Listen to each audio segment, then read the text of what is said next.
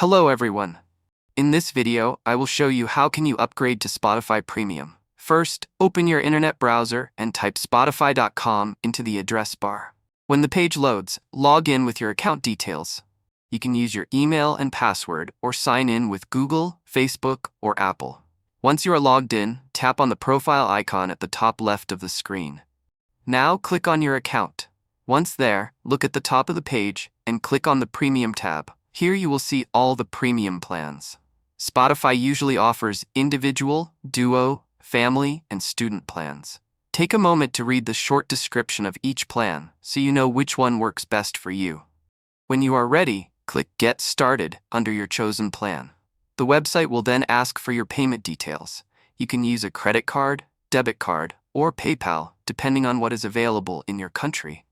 Carefully type in the information and check that it is correct. After that, scroll down and confirm your purchase by pressing the button that says Start Premium or Pay Now.